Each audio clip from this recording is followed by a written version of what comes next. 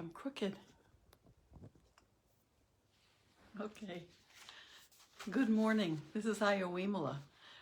I'm looking very crooked today. I don't know if it's my vision or my camera, my phone. So I'm Ayya Vimala, and today is Thursday, the 4th of March. And I think we're even feeling that spring is coming here in northern Illinois. So that's great. Friends in Florida are all planting their gardens and buying things, and people are planting and gardening more than ever, I think. But I was a little envious. Not that I garden or go and have a place to plant outside, but I was a little envious listening to them talk about how much they were gardening already. My goodness. But in August, I won't be envious of my friends in Florida. So let's take what we've got and just be grateful for everything we've got. I was telling that group, we were talking about things we've been watching and working on for ourselves, and trying to be grateful with whatever the weather is where we are. It's all part of just accepting the reality of nature, right? Of the nature of reality. And the weather is certainly something we can't change unless we move. And then there'll be other problems with that.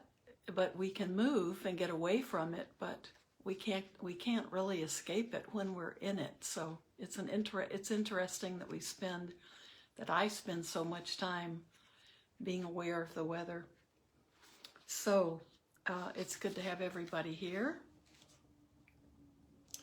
And I wanted to read, haven't read a lot, but I did read last time from Sayadaw U Tejaniya, the book Collecting Gold Dust. And it's one of the small books that's just really full of his things taken from some of his talks at his center in Burma, or things that he's written specifically for his books. But this one, the part I wanted to read is from his section on day to day. And that's really the most valuable information that we often need just to remember and to keep alive is in our day-to-day lives. And that's what we see changing so much as soon as we begin to really dive into some of the teachings of the Buddha and understand that everything he talked about was to help people deal with suffering and deal with unhappiness, and not to give them a false sense of happiness, but to help them see the world without diluted vision, without either just those rose-colored glasses, or maybe just black, no vision at all glasses, and to not see the world through feelings of greed or aversion. So it's that middle path.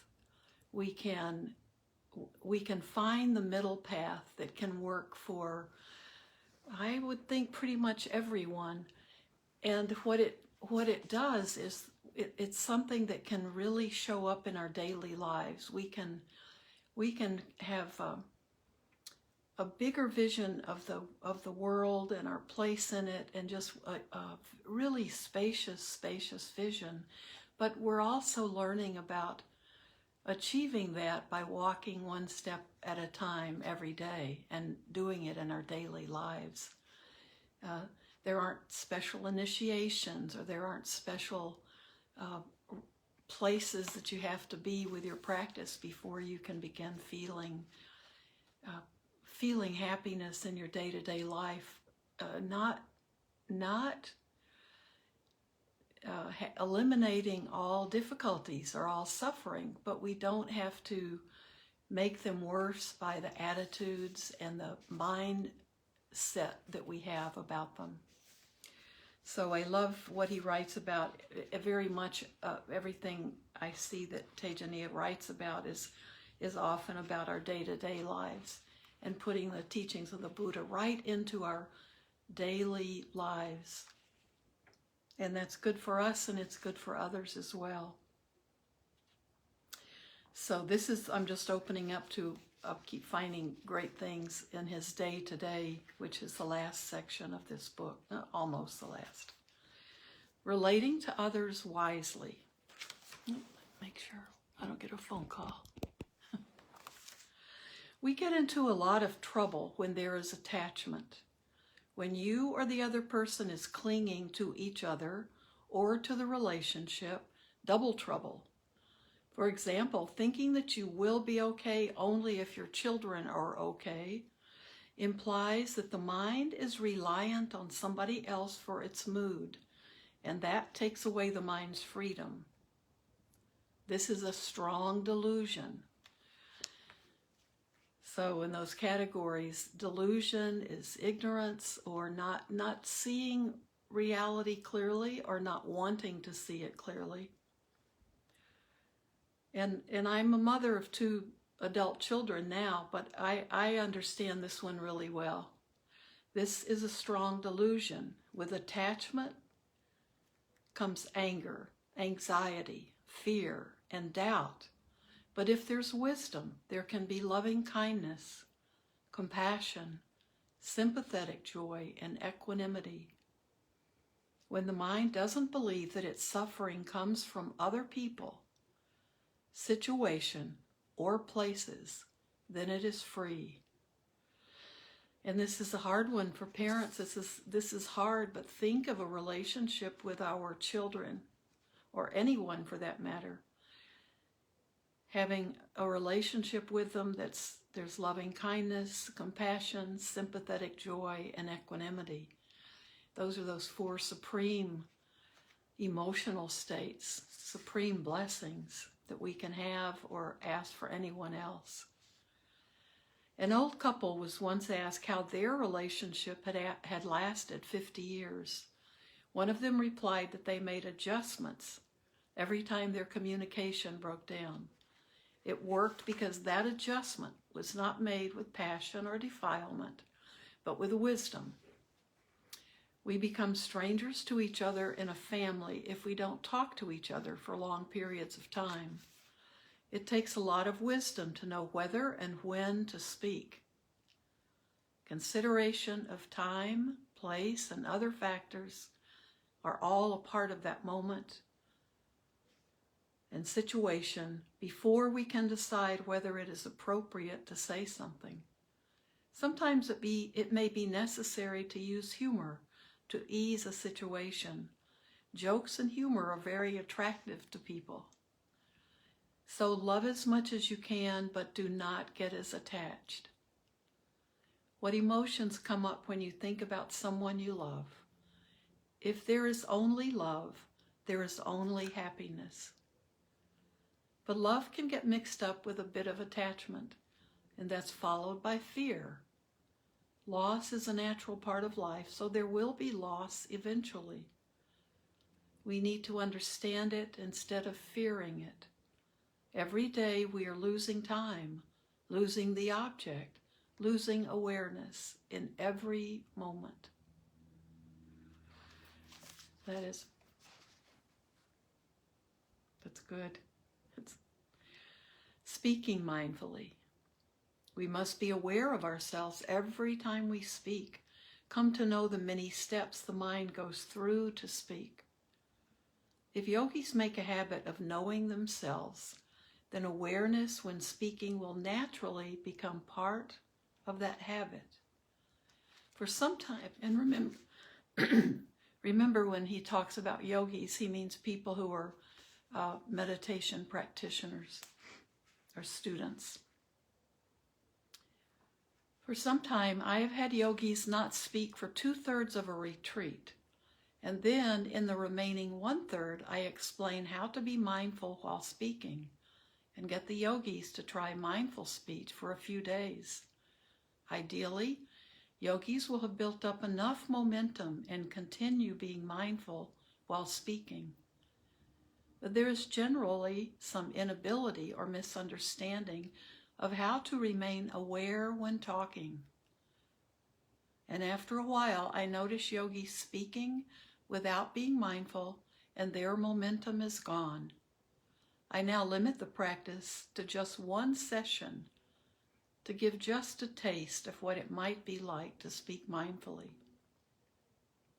I did not invent this idea of cultivating awareness while talking. It is nothing extraordinary. The Satipatthana Sutta, and that's the sutta that's on the 4 foundations of mindfulness. The Satipatthana Sutta prescribes, when silent, be silent with awareness and wisdom. When speaking, speak with awareness and wisdom.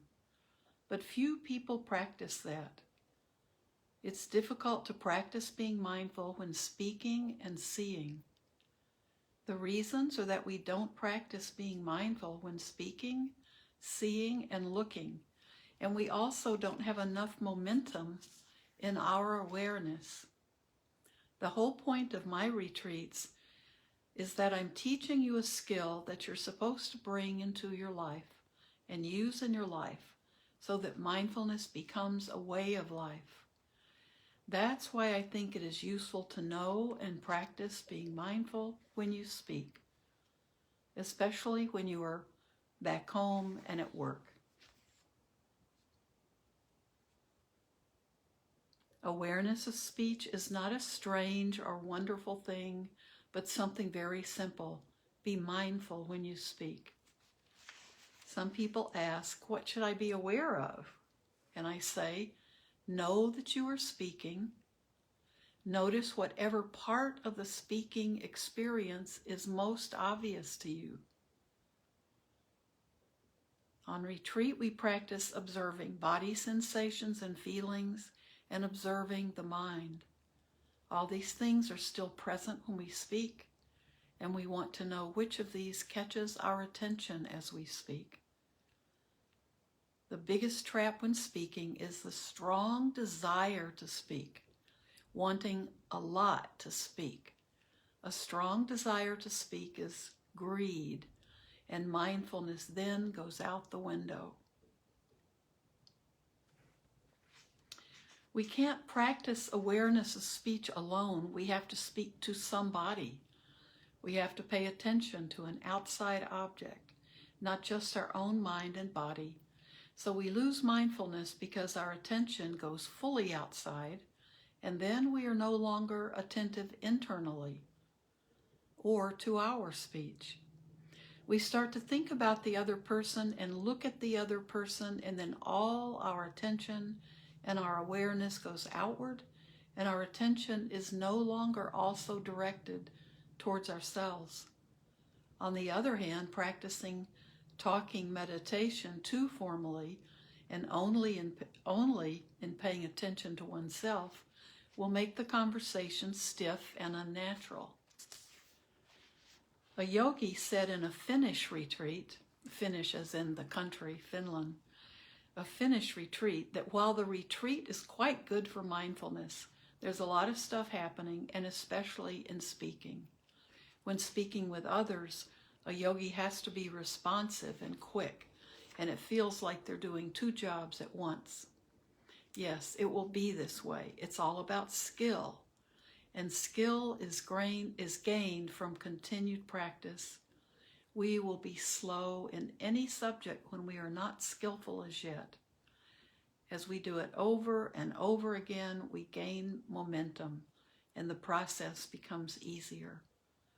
While there may be a lot of personal effort in the beginning, it eventually begins to roll on its own momentum, like riding a bike. I liken it to martial arts. When at first you are practicing some simple moves, and after a while, you don't know when, you can just use them automatically. In this same way, the mind may now be a little slow and deliberate when it begins its practice, but as you keep doing it, you will find it slowly becoming automatic. You could try practicing in this way. Know what you want to say. Think about what you want to say before you say it. When you acknowledge to yourself first to what you feel and think before you speak, you are giving yourself time to know yourself before you speak. Try this over and over again. You can be aware of your experience as you are listening to the other person and recognize that you are listening. You're listening and knowing and are aware that you are listening. And they are listening. And then you are aware that the act of listening is happening, that speech is happening. You might have to practice this quite actively. It will be difficult at first, but only because you haven't had enough practice. Every new thing you learn is difficult when it's new because you don't have enough practice. When your overall mindfulness becomes more natural and continuous and has some momentum through practice, and you know the mind and recognize it at work, it becomes easier to notice when you are talking. You will notice when the mind is thinking, when it is listening, when it is hearing, looking, and so on. You will need to accept that at first you will lose mindfulness quite a lot. Just don't give up. Before I learned how to practice in social situations, I would spend as much time as I could by myself and did concentration practice. The mental stability was there, but I couldn't find peace because I was resistant to social situations. I wasn't skillful, but tried over and over again. As I learned to practice with people around, slowly over a long time, the mind's habit changed.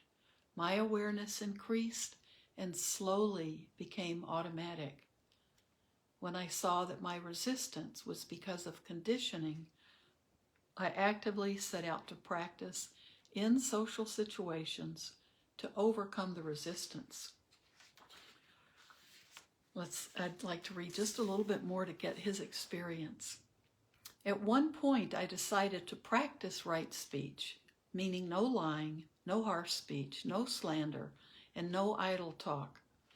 Taking on this task really helped me in talking meditation because I had to check if I was doing any of the 4 wrong speeches.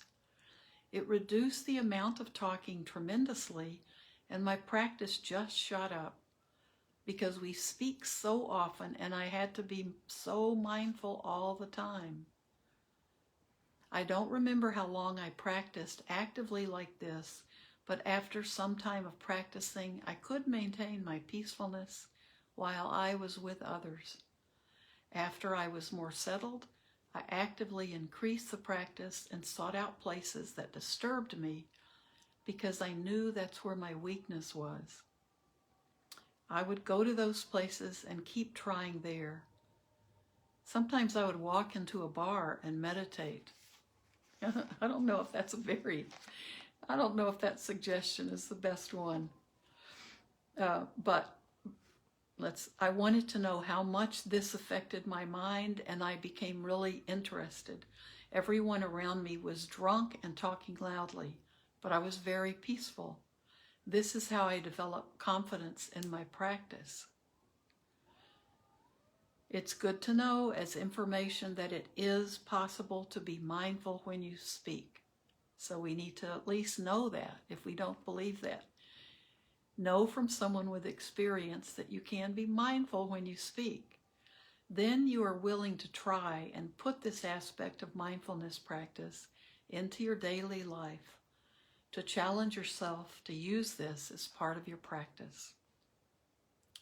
It's very easy for defilements to come into our speech when we speak about ourselves, when the I becomes involved. At home, we usually speak without mindfulness, and it is this habit, rather than mindfulness, that tends to come in when we speak.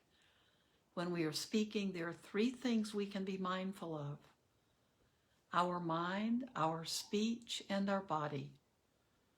If we know our mind, then we should definitely be able to filter that into knowing our speech and our body as well. Well, that's excellent. And I love when he calls it talking meditation. I think that's a great thing to remember. Next time you get into a conversation with someone, think of that as your practice in talking meditation. So he defined what he meant as right speech before he started mindful speaking, his speaking meditation. He decided to practice right speech, meaning no lying, no harsh speech, no slander, and no idle talk. So you can take those 4. You can start with no lying. But no lying, no harsh speech, no slander, and no idle talk. That's basically when we talk about the 8 precepts. We've just added more. We've added slanderous talk and idle talk and harsh talk to no lying. So that if we cut those out of our regular speech, then we talk less. So we're listening more, which is wonderful, and we're not creating harm for anyone. So we're being extra careful that what we're saying is not creating harm, which is the purpose of the precepts. So he takes it on seriously, and that is his talking meditation. I really love that. That's a good way to look at it. So then he continues talking about seeing and looking, how they're not the same thing. So there's quite a bit in just those few pages I read. So, and I think I've used most of our time, so why don't we just we can sit for 5 minutes and just allow some of this. Let's just use it as a quiet time before we have to end. You can continue, but let's sit in that posture, our meditation posture that works, that makes us feel at ease, feel supported, feel grounded. And by feeling grounded, I mean we are all in the body. We're not letting our mind be somewhere else.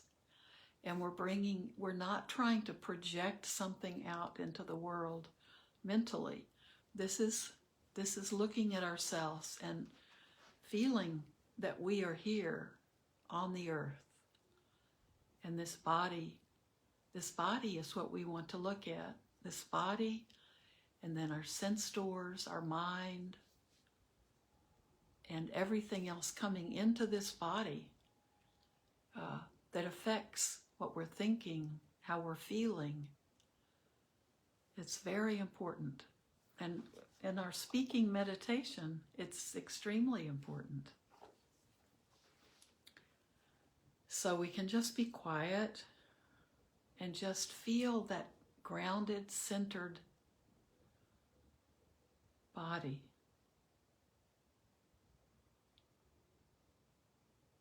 And we just allow the feeling of our breath, the sensations of breathing.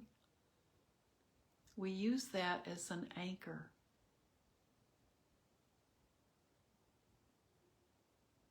As we begin to recognize the mind taking over and causing us to become distracted, we begin to know that we can interrupt that pattern and come back to our breath.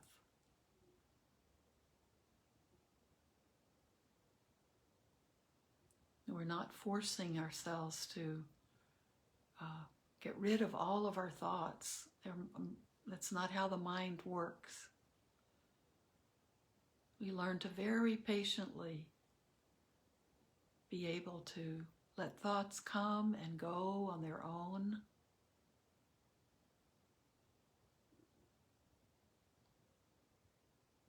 We don't need to feed all of our thoughts with our attention.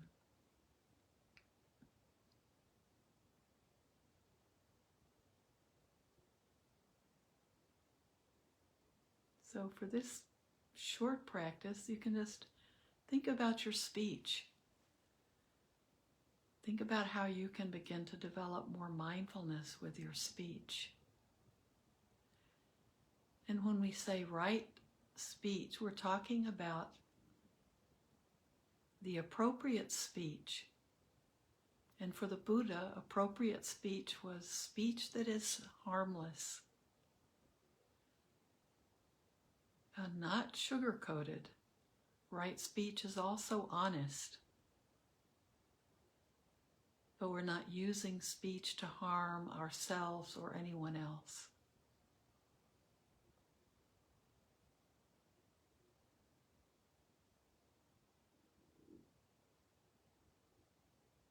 So we don't lie, we don't use our speech to manipulate or to cover up or to intimidate.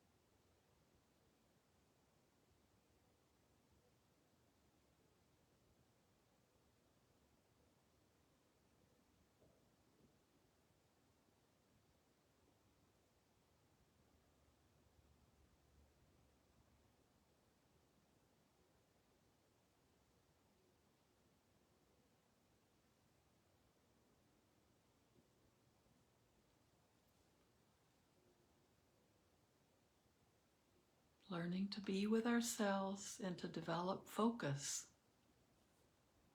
Develop that samadhi,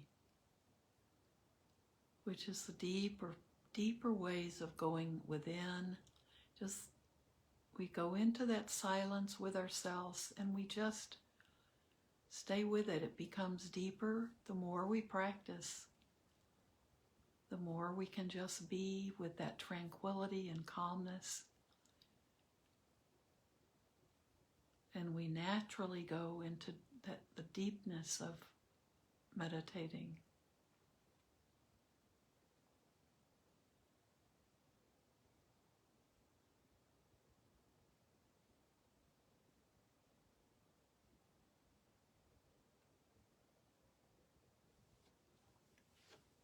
So keep sitting if you have time, and I will see you again tomorrow. But try speaking meditation today. Just be aware of your mind and your body and your speech.